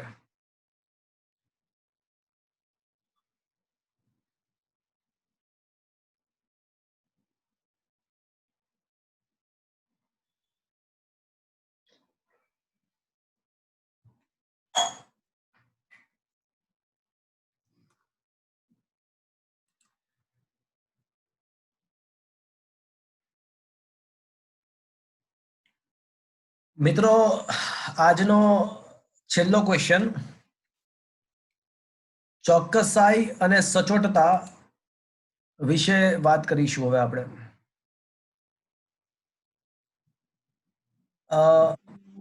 પહેલી નજરે આ બંને શબ્દ સમાનાર્થી લાગે છે કે સચોટતા અને ચોકસાઈ બંને આપણને એક સરખા જ લાગે, સમાનાર્થી લાગે, પણ મિત્રો અલગ જ છે. બંને સંપૂર્ણપણે અલગ છે. તો હવે ક્વેશ્ચન એવો થાય કે સાહેબ જો તમે એવું કહો છો કે અલગ છે તો હશે અલગ, પણ અલગ શું છે, શું ફરક શું છે? તો મિત્રો શું છે ટોપિકનું નામ? સચોટતા અને ચોકસાઈ અને પરિશુદ્ધતા. સચોટતા અને ચોકસાઈ વચ્ચેનો ભેદ શું છે? તો મિત્રો મારી વાત ધ્યાનથી સાંભળજો. માની લો કે અત્યારે ઇન્ડિયન સ્ટાન્ડર્ડ ટાઈમ, માની લો કે અત્યારે ઇન્ડિયન સ્ટાન્ડર્ડ ટાઈમ 8:17 થઈ છે, 8:17, અને મારી પાસે જે રિસ્ટ વોચ છે એ 8:15 માપે છે, અને બીજા કોઈ વ્યક્તિની જે ઘડિયાળ છે એ 8:16 માપે છે. તો આ બે માપન પૈકી કયું માપન સાચા મૂલ્યની વધારે નજદીક છે? પહેલું અને પહેલું કે બીજું? સર બંને. પહેલું. સાચા મૂલ્યની વધારે નજદીક કોણ છે? પહેલું સર કે બીજું. બીજું. બીજું. તો આની હા, તો આની ચોકસાઈ વધારે કહેવાય. એટલે ચોકસાઈ નો મતલબ શું ખબર તમને? મૂલ્યની નજીક હોય. હા, ચોકસાઈ નો મતલબ માપેલું મૂલ્ય. ચોકસાઈ શું દર્શાવે છે? તો કે ભાઈ માપેલું મૂલ્ય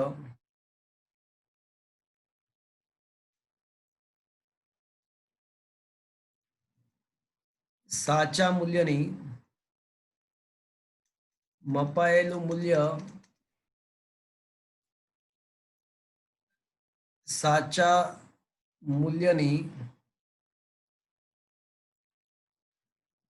મૂલ્યથી કેટલું નજીક છે તે ચોકસાઈ દર્શાવે છે. તો મિત્રો આ સમજ પડી તમને ચોકસાઈ કોને કહેવાય? હવે મારી વાત સાંભળજો. મારા મોબાઈલની ઘડિયાળ છે ને 8:15 માપે છે, અને મારી પાસે એક બીજી રિસ્ટ વોચ એવી છે કે જેમાં સેકન્ડ કાંટો પણ છે. તો એ 8:15 અને 17 સેકન્ડ પણ બતાવે છે. તો મને કહો કે આ મોબાઈલના ઘડિયાળની લઘુત્તમ માપ શક્તિ કેટલી થાય? આની લઘુત્તમ માપ શક્તિ? સર ખબર ના પડે. હા, એટલે આ મોબાઈલની ઘડિયાળ છે ને એમાં સેકન્ડ નથી આવતું, ખાલી મિનિટ જ માપે છે. મિનિટ જ થાય. હા, લઘુત્તમ માપ શક્તિ એની 1 મિનિટ ગણાય. જ્યારે બીજી જે કાંડા ઘડિયાળ છે એમાં સેકન્ડ કાંટો પણ છે, તો એની લઘુત્તમ માપ શક્તિ કેટલી આવશે? 1 સેકન્ડ. 1 સેકન્ડ, બરાબર. એટલે કોને વધારે લઘુત્તમ સુધી માપ્યું? કોને, પહેલા કે બીજાએ? બીજાએ. તો આનું પ્રિસિઝન એટલે કે આની સચોટતા વધારે કહેવાય. તો જેટલી વધારે ઓછું સુધી માપી શકે, જેટલી હદ સુધી માપી શકે કોઈ સાધન, તો એની સચોટતા વધારે કહેવાય. એટલે સચોટતા અને ચોકસાઈ અલગ જ વસ્તુ છે. ચોકસાઈ તો સાચા મૂલ્યની કેટલું નજદીક મપાય, ધેટ ઇઝ કોલ્ડ ધ ચોકસાઈ. અને સચોટતા કોને કહેવાય? એકબીજાની નજીક હોય. સચોટતા ને સાચા મૂલ્ય સાથે કોઈ લેવા દેવા જ નથી. તો સચોટતા કોને કહેવાય? તો સાધન કેટલી હદ, કેટલી સીમા સુધી માપી શકે છે, કેટલી સીમા સુધી માપી શકે છે તેને સચોટતા કહેવાય. જેટલી વધારે ઓછું મૂલ્ય માપી શકે, જેટલું વધારે ઓછું મૂલ્ય માપી શકે એટલી સચોટતા વધારે. તો મને કહો કે આપણે કોઈ એક જ વસ્તુ છે, એની લંબાઈ પહેલા મેં મીટર પટ્ટીથી માપી, પછી વર્નિયર કેલિપર્સથી માપી, અને પછી માઇક્રોમીટર સ્ક્રૂ ગેજથી માપી. તો કયું માપન સૌથી સચોટતા વાળું, વધારે સચોટતા વાળું? Micrometer screw gauge. Screw gauge. તો મિત્રો બંને ભિન્ન વસ્તુ, ફિઝિક્સ પોઈન્ટ ઓફ વ્યૂ બંને અલગ જ છે. પહેલી નજરે આપણને બંને સમાનાર્થી લાગે, પણ બંનેને કોઈ લેવા દેવા જ નથી. ચોકસાઈ એ મપાયેલું મૂલ્ય કેટલા સાચા મૂલ્યની કેટલું નજદીક છે, that is what is the ચોકસાઈ. પણ કેટલું નાનામાં નાનું માપી શકે છે, કોઈ સાધન કેટલું લઘુત્તમ માપી શકે છે, કેટલી હદ સુધી માપી શકે છે, એને તેની સચોટતા કહેવાય. તો શું મિત્રો આ સમજમાં આવ્યું તમને બંને વચ્ચેનો ભેદ? હા ચોકસાઈ એ સાચા મૂલ્યની કેટલું નજદીક માપી શકે છે એ ચોકસાઈ છે, અને સચોટતા તો સાધન પર આધારિત છે. સાધન કયું લો છો એના ઉપર ડિપેન્ડન્ટ છે. પણ ફિઝિક્સની અંદર મિત્રો સચોટતા અને ચોકસાઈ બંને ખૂબ જ જરૂરી હોય છે. અમુક જગ્યાએ જો તમે આ સચોટતા કે ચોકસાઈનું ધ્યાન ના રાખો તો ખૂબ જ ભયંકર પરિણામ મેળવવા પડે. તમે કદાચ રશિયામાં ચર્નોબિલની અંદર ન્યુક્લિયર પ્લાન્ટની અંદર વિસ્ફોટ થયો હતો, એ કદાચ સાંભળ્યું હશે. ના સાંભળ્યું તો હું તમને કહું છું. હા સર, પિક્ચર જોયું હતું. ન્યુક્લિયર પ્લાન્ટની અંદર ન્યુક્લિયર વિખંડન પ્રક્રિયા થતી હોય છે, અને વિખંડનને કારણે ઉર્જા મળતી હોય છે. પણ એ જે વિખંડન પ્રોસેસ છે ને એ આપણા કંટ્રોલમાં હોય, એ સિસ્ટમેટિક થતી હોય, અને ધીમે ધીમે પ્રક્રિયા થતી હોય કંટ્રોલમાં, અને ઉર્જા મળતી જાય તો એ ઉર્જાનું આપણે અન્ય ઉર્જામાં રૂપાંતર કરતા હોઈએ. ન્યુક્લિયર બોમ્બ અને ન્યુક્લિયર પ્લાન્ટ બંને સમાન જ છે. ખાલી ફરક એટલો કે ન્યુક્લિયર પ્લાન્ટની અંદર વિખંડન પ્રક્રિયા આપણા કંટ્રોલમાં હોય, ન્યુક્લિયર બોમ્બની અંદર એ કંટ્રોલની બહાર હોય. બંને ન્યુક્લિયર પ્લાન્ટ અને ન્યુક્લિયર બોમ્બ એ બંને ન્યુક્લિયર વિખંડનના સિદ્ધાંત પર જ કામ કરે છે. પણ એક આપણા અંડર કંટ્રોલ હોય અને એક આપણા આઉટ ઓફ કંટ્રોલ હોય. એટલે એનો મતલબ કે જો ન્યુક્લિયર પ્લાન્ટમાં જે પ્રક્રિયા થાય છે વિખંડનની, એ જો આપણા કંટ્રોલની બહાર વયા જાય તો એ ન્યુક્લિયર પ્લાન્ટ શું બની જશે? Nuclear bomb. એ ન્યુક્લિયર બોમ્બ બની જાય. રશિયામાં આ જ થયું હતું, ચર્નોબિલની અંદર આ જ થયું હતું કે એ પ્લાન્ટની અંદર જે ન્યુક્લિયર વિખંડનની પ્રક્રિયા છે ને એ આઉટ ઓફ કંટ્રોલ થઈ ગઈ, અને મોટો બધો વિસ્ફોટ થયો. આજુબાજુ 10 કિલોમીટર સુધી બધું જ નાબૂદ થઈ ગયું. પ્રાણી, પશુ, પક્ષીઓ, માણસો બધા જ મરી ગયા. 10 કિલોમીટર સુધી આજુબાજુના વિસ્તારમાં ન્યુક્લિયર બોમ્બ બની ગયો. એનું કારણ એવું હતું કે એ ન્યુક્લિયર વિખંડનની પ્રક્રિયાનું નિયંત્રણ કરવા માટે અમુક નિયંત્રક સળિયાઓ હોય. એ ચેમ્બરમાં, ન્યુક્લિયર પ્લાન્ટમાં અંદર જઈ અને પ્રક્રિયાને કંટ્રોલ કરે. હવે એ નિયંત્રક સળિયાઓ જે પ્રક્રિયાને કંટ્રોલ કરે છે, એને ચેમ્બરમાં જવામાં ખાલી અમુક માઇક્રોસેકન્ડ લેટ થયું. અમુક માઇક્રોસેકન્ડ લેટ થયા, એમાં તો વિસ્ફોટ થઈ ગયો. એટલે હું તમને એવું સમજાવવાનો ટ્રાય કરું છું કે આ જે ચોકસાઈ છે ને, ચોકસાઈ ને સચોટતા એ ખૂબ જ જરૂરી હોય છે ઘણી બધી જગ્યાએ. એમાં જો થોડો ભૂલ થઈ જાય, થોડી મિસ્ટેક થઈ જાય, અચોક્કસાઈ ઉત્પન્ન થઈ જાય તો ભયંકર પરિણામો એના આવી શકે છે. એવું શક્ય છે. એટલે ફિઝિક્સની અંદર જ્યારે આપણે પ્રયોગ કરતા હોઈએ, માપન કરતા હોઈએ, કોઈ સાધન બનાવતા હોઈએ, ત્યારે ચોકસાઈ અને સચોટતાનું ખાસ ધ્યાન રાખવું પડતું હોય છે. પણ ફરીવાર એકવાર, ચોકસાઈ શું છે તો કે ભાઈ સાચા મૂલ્યની કેટલું વધારે નજદીક મપાય એ ચોકસાઈ છે. સચોટતા શું છે તો કે ભાઈ સાધન કેટલું લઘુત્તમ માપી શકે છે એ બાબતને સચોટતા કહેવાય. તો શું મિત્રો આ ટોપિક સમજમાં આવ્યો? Yes sir. હા સર. Is clear friends? હા સર. તો મિત્રો આજનું તમારું જે હોમવર્ક છે એ ક્વેશ્ચન નંબર 15 થી શરૂ કરી અને 25 સુધી બધા જ એક વાર લખવાના છે તમારે. 15 થી 25 અને ઉપરાંત 5 દાખલાઓ, એ બધી જ વસ્તુ એક વાર લખવાની છે. પેલા કોષ્ટક પણ દોરવાના? ના, એમાં ટેબલ નથી દોરવા. ટેબલ દોરવાની જરૂર નથી. હા, ટેબલ બિલકુલ જરૂર નથી. Okay sir. અને આવતા લેક્ચર વળી પાછા બુધવારે સાંજે 7 વાગે મળીશું. ઓકે, 7 વાગે મળીશું બુધવારે. Is that clear friends? Yes sir. Yes sir. Yes sir. Yes sir. આજનો સેશન મિત્રો અહીંયા આગળ હું ફિનિશ કરી રહ્યો છું. Thank you. Bye. Bye sir. Bye sir. Bye sir. Bye sir. Bye bye. Bye bye bye bye bye bye by.